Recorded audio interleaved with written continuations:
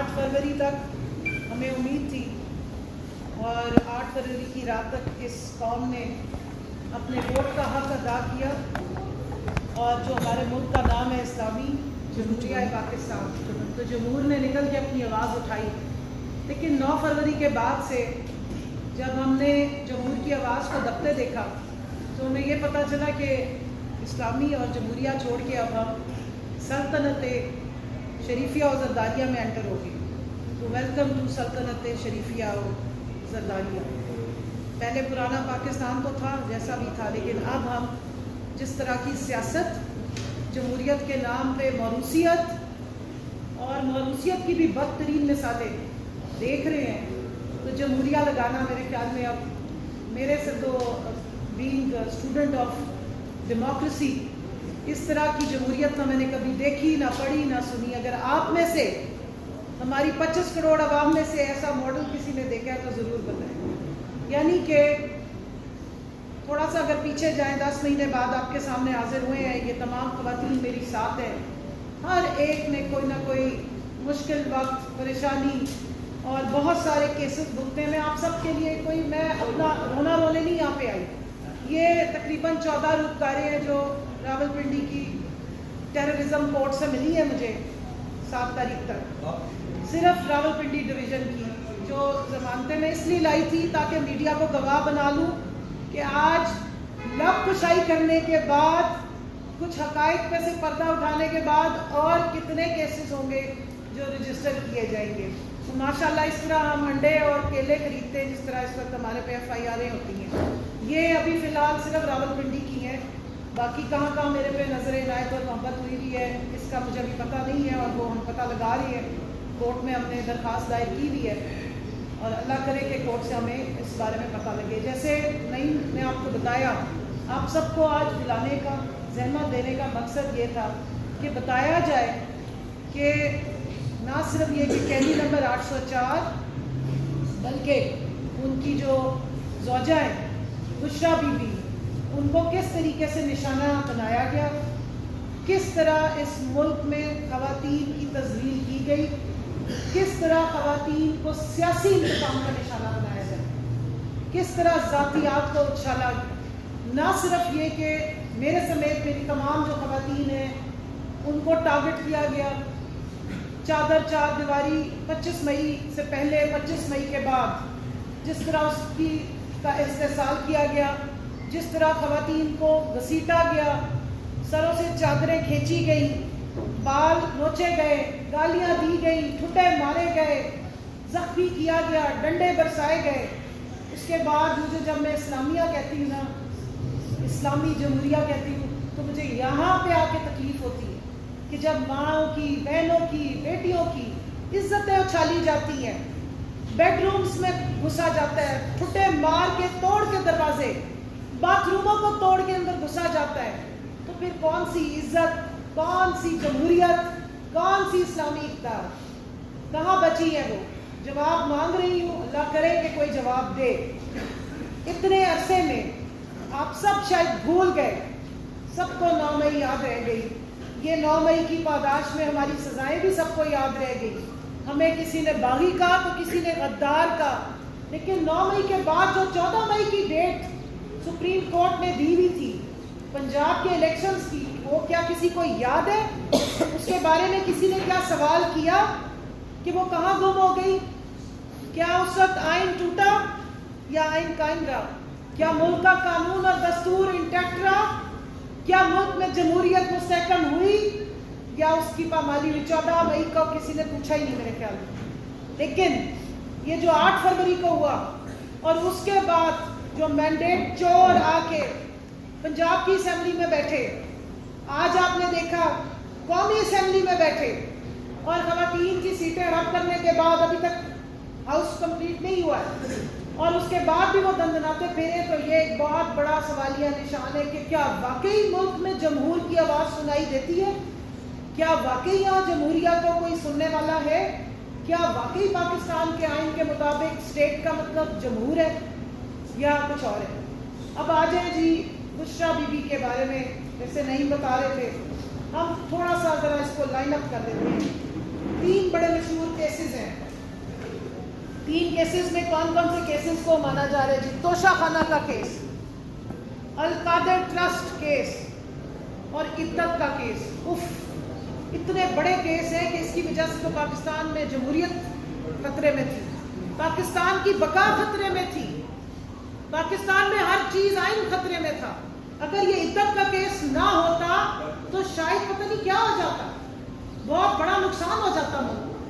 دیکھیں بہت ضروری تھا کہ عدت کا کیس اچھالا جاتا، بہت ضروری تھا کہ آپ کے ملک میں، آپ کے آئین میں اور آپ کے مذہب میں جو خواتین کو ایک پروٹیکشن دی ہے، جس میں اللہ نے حکم دیا ہے کہ عدت کے لیے عورت کی گواہی کافی ہے. لیکن وہ تو اب ہمارے اسٹیٹ کا مسئلہ بن گیا، وہ تو اب ہماری عدالتوں کا مسئلہ بن گیا. ہم سب کے نکاح نامے اور اب سب کے نکاح نامے جا کے عدالتوں میں چیلنج کریں، پوچھیں کیا واقعی یہ صحیح طریقے سے نکاح ہوئے تھے یا نہیں ہوئے تھے؟ کیا جو ہماری 23 24 سال سے شادیاں چل رہی ہیں یہ جائز ہے؟ ہم ذرا ججوں سے جا کے اسٹیمپ لگوا لیں کہ کیا واقعی ہم جس کے نکاح میں ہم واقعی اس کی منقوہ ہیں یا نہیں ہے، یا اور بھی کوئی سوالات پوچھنے ہیں پرائیویٹ قسم کے. جب ایک باپردہ خاتون گواہی دے رہی ہے کہ میری عدت مکمل ہو گئی، لیکن نہیں، بہت ضروری تھا. ملک کی سالمیت کو خطرہ تھا، ملک کی جمہوریت کو بہت خطرہ تھا، ملک کے آئین کو بہت خطرہ تھا کہ ایک خاتون کی عزت اچھالی جاتی. اور اس کے وہ سابقہ شوہر جس نے پہلے قسمیں کھائیں کہ میری بیوی جو ہے وہ اتنی باپردہ اور باعزت خاتون ہے، ایک نیک پردہ دار خاتون ہے کہ میں اس کی قسم کھا سکتا ہوں، وہ 6 سال بعد آ کے کیچڑ اچھالتا رہا اور وہ کیچڑ اچھالنے دیا گیا اور ایک تماشائیوں کی طرح 25 کروڑ عوام کو ایک تماشا دکھایا گیا، جس کے بعد 25 کروڑ عوام نے 8 فروری کو تماشا مارا، ریجیکٹ کیا انہوں نے اس سارے تماشے کو. یہ تذلیل کس کی ہے؟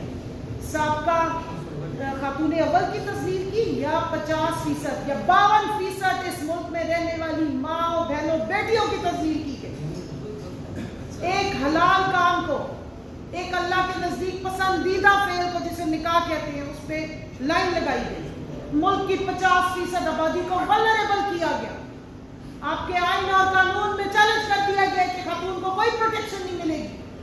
آگے ہی ہم رو رہے تھے کہ خواتین پہ وائلنس ہوتا ہے، خواتین کے سابقہ شوہر ان کے اوپر انتقامی کارروائیاں کرتے ہیں. ہمارے ساتھ یہاں ایسی خواتین بیٹھی ہیں جو اپنے بچوں کے کسٹڈی کے کیس بھگت رہی ہیں طلاق کے بعد.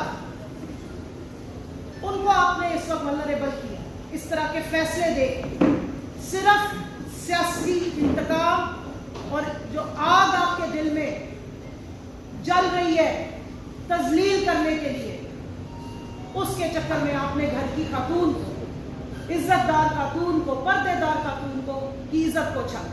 یہ یہاں سے سلسلہ شروع نہیں ہوا. ہم کہتے ہیں ہم اسلامی جمہوریہ آئے یاد کراؤ.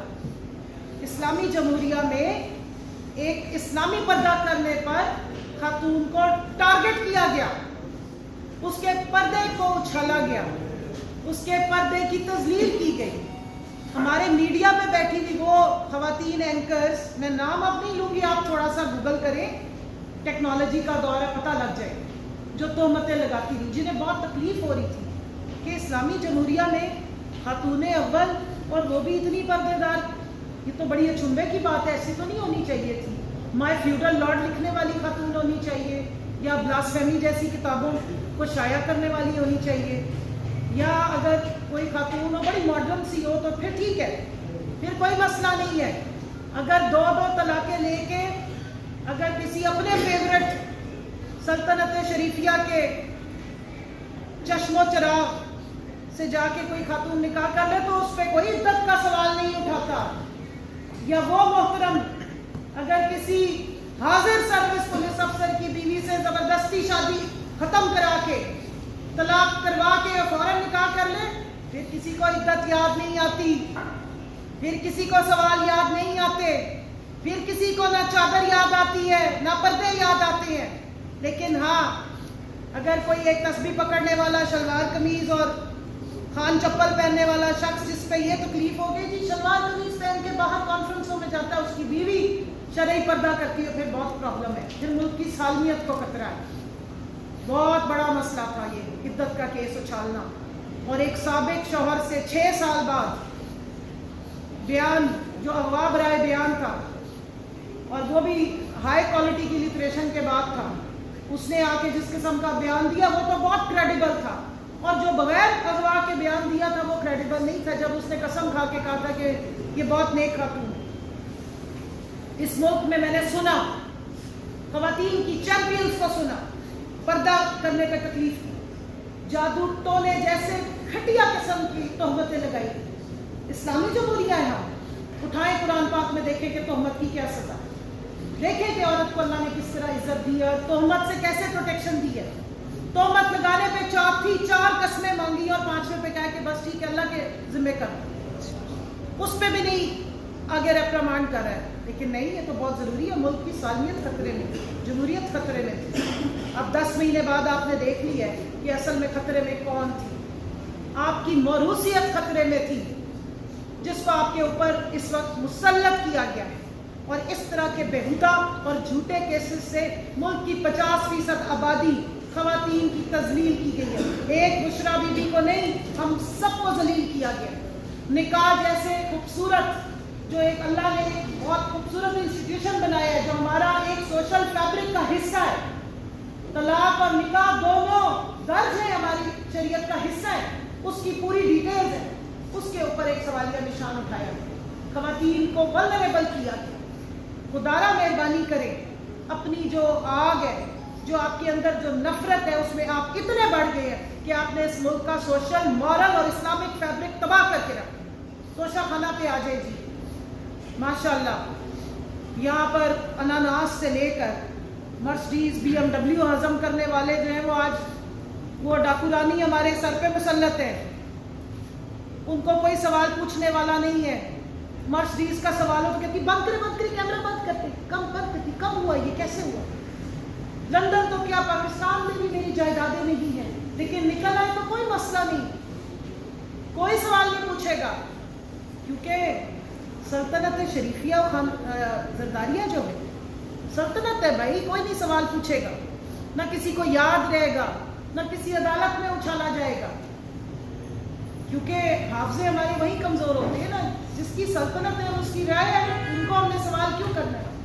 مسئلہ تو جمہور کا ہے، سوال اس سے پوچھے جو جمہور کی آواز بن رہا ہے، سوال اس سے پوچھے جس سے آپ کو ملک کی سالمیت کو خطرہ ہو رہا ہے نا، کیونکہ جمہور کو جگا رہا ہے، جمہوریت مستحکم کرنے کی ناکام کوششیں کر رہے ہیں شاید۔ یہ تو ہم نے اپنے اوپر جو مسلط کرنے تھے لوگ، ان کا نیریٹو ہے۔ توشہ خانہ سے 1150 کے قریب کی جو فہرست آئی تھی، کیا کسی نے سوال پوچھا کہ یہ عدالت نے تو فہرست دی تھی، اور عدالت میں تو یہ کیس چلا تھا کہ کس کس نے توشہ خانہ سے کیا کیا لیا اور کتنے میں لیا، کتنی گھڑیاں گئی۔ لوگ پہلے پوچھتے تھے کتنے آدمی، اب ہم پوچھ رہے ہیں کتنے تحفے تھے، لیکن نہیں، وہاں تو سب ہضم ہو گیا۔ توشہ خانہ ہو یا ملکی خزانہ ہو، سلطنت جس کی ہے ان کا تو پورا حق ہے۔ اناناس ہی تو اٹھایا تھا، کوئی بات نہیں، مرسڈیز ہی تو لی تھی، کوئی مسئلہ نہیں۔ سرکار کا اقبال بلند ہو، مغلیہ دور حکومت آ گیا ہے، سلطنت قائم ہو گئی، موروثیت قائم ہو گئی۔ پہلے ابا جی نے کنگ ایڈورڈ میں سفارش کر کے داخلہ کروایا تھا، پھر آرمی میڈیکل کالج میں داخلہ کرایا تھا، اب تو پورے کا پورے اسمبلی میں داخلہ کروا دیا۔ 894 ووٹ سے ہارنے کے باوجود بھی آپ دیکھ لیں ماشاءاللہ، روایت تو وہی رہی ہے، ابا کی لاڈلی پری ہے، سلطنت ابا جان کی ہے، ہم تو سارے رعایا ہیں، تو چاہے وہ توشہ خانہ لوٹے یا ملک کا خزانہ لوٹے، انہوں نے تو آپ کے اوپر آنا ہی آنا تھا۔ 14 مئی سب کو بھول گئی، 8 فروری کو جو جمہور کی آواز تھی اس کو بھی پیچھے چھوڑ دیں۔ 9 فروری سے لے کے آج تک کا جو تماشا ہے وہ یاد رکھیں آپ، ایک سلطنت شریفیہ زرداریہ کے ابا شندے، ایسے ہی ہوگا۔ ایک طرف آپ کو زرداریہ خاندان حکومت میں نظر آئے گا، دوسری طرف آپ کو شریفیہ خاندان نظر آئے گا۔ پنجاب بانٹ لیا تھا، سندھ بانٹ لیا تھا، 15 سالوں میں سندھ میں آپ کو کیا تبدیلی نظر آئی؟ 15 سالوں میں سندھ میں آپ نے کیا حالات دیکھے؟ اس سارے الیکشن کا کوئی فائدہ ہوا؟ اس ساری جمہوریت کا یا جو جمہور نے جو یہ پریکٹس کی تھی 8 فروری کو شام 5 بجے تک جو جا کے لائنوں میں کھڑے ہو کے ووٹ ڈالے تھے، اس کے بعد نکلا کیا ہے اس کے اندر سے؟ اس کے خلاف آواز اٹھانے پر آج قیدی نمبر 804 کو 32 سال سے اوپر کی سزائے، اور اس کی جو پردے دار بیوی ہے جو شاید اسلامی جمہوریہ پاکستان میں رہ رہی تھی، اس کے پردے پہ بھی تکلیف، اس کی عدت پہ بھی تکلیف، اس کے رہنے پہ بھی تکلیف، اس کی نمازوں پہ بھی تکلیف، اس کی عبادت پہ بھی تکلیف۔ وہ عبادت زیادہ کرتی ہے؟ نہیں، عبادت شاید زیادہ نہیں کرتی ہوگی، جادو ٹونا کرتی ہوگی۔ اور بول کون رہی ہے؟ وہ جی ہماری زبردست قسم کی اینکرز، وہ جن کو ہیومن رائٹس کمیٹی میں بلایا تھا سلطنت زرداریہ کے چشم و چراغ میں کہ ان کے ساتھ بڑی ہراسمنٹ ہوتی۔ کسی نے آج تک پوچھا کہ جو یہ تہمتیں لگا رہی ہیں کیا یہ ہراسمنٹ نہیں ہے؟ کھلی چھٹی ہے تہمت لگانے پہ۔ میرے اوپر تہمتیں لگا رہی تھی کہ میں بہت سارے اینکرز کی اور ان کے بال اور شرٹیں کٹھی کر کے لے کے جاتی تھی دم درود کرانے، اللہ کا نام لے کے۔ اتنا بغض میں آگے نہ چلے جائے۔ اور ماشاءاللہ یہ اب دور ہے ویڈیوز کا، وہ والی ویڈیوز کی بات نہیں کر رہی جو ہماری ڈاکو رانی کے پاس ہے، دوسری ویڈیوز جو آپ لوگوں کے پاس ہے۔ ویڈیو کی ہزاروں سال عمر ہوتی ہے، یہ مٹنے والی باتیں نہیں آپ کی ریکارڈ پہ آ گئی۔ جس دن یہ سلطنت شریفیہ اور زرداریہ سے ہم آزادی لے کے واپس اسلامی جمہوریہ پاکستان قائم کریں گے، ایک ایک ویڈیو کا حساب ہوگا انشاءاللہ۔ اور جمہوریت اور جمہور جب صحیح معنوں میں مستحکم ہوگی تو تب یہ حساب ہوگا۔ میں پوچھنا چاہتی ہوں کس جرم کی پاداش میں بشرا بی بی کو بظاہر دکھایا گیا کہ بنی گالا میں رکھا گیا؟ کسی نے آج تک سوال پوچھا کس حال میں رکھا گیا؟ کیوں رکھا گیا جب وہ خود کہہ رہی ہیں کہ مجھے اڈیالہ جیل میں شفٹ کیا جائے؟ کن حالات میں ان کو رکھا گیا ہے؟ ایک ہفتے کے بعد صرف 40 منٹ ان کو اجازت ملتی ہے کسی سے ملنے کی، نہ وہ کھڑکی کھول سکتی ہیں، نہ وہ کمرے کا دروازہ کھول سکتی ہیں۔ ان کو کھانے میں پتہ نہیں کیا ملا کے دیا جا رہا ہے کہ ان کے حلق میں چھالے پڑ گئے ہیں اور وہ 2 دن تک کھانا نہیں کھا سکتی۔ ان کا پورا گھر بند کر دیا گیا۔ بھائی کیمرے لگا کے آپ کو ویڈیوز بنانی ہے تو اور بھی ہیں نا لوگ یہ شوق کرنے والے، کیوں شریف خواتین کے اوپر یہ تماشا کرتے ہیں؟ کیوں اس خاتون کو ٹارچر دے رہے؟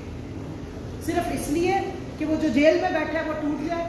وہ نہیں ٹوٹنے والا انشاءاللہ، کیونکہ بڑے باشگاف الفاظ میں وہ آپ کو بتا چکا ہے کہ ایاک نعبد و ایاک نستعین۔ اور نہ صرف وہ بتا چکے، اب تو ہمیں بھی ساتھوں کو اچھی طرح سمجھ آ گئی کہ کیا مطلب ہے ایاک نعبد و ایاک نستعین۔ 40 منٹ کی صرف ایک ہفتے بعد ان کو اجازت ہوتی ہے ملاقات۔ کیا بڑا جرم کیا انہوں نے؟ کس کے خزانے پہ ڈاکے ڈالے؟ آج تک پروف تو آپ کچھ بھی نہ کر سکے، بیچ میں سے لے کے نکلے تو کیا عدت کیا؟ شرم سے دور مرنا چاہیے اگر اس ملک میں اب خواتین کے ساتھ یہ سلوک ہو، عزت دار خواتین کے ساتھ یہ سلوک ہو۔ تو شاہانہ کیس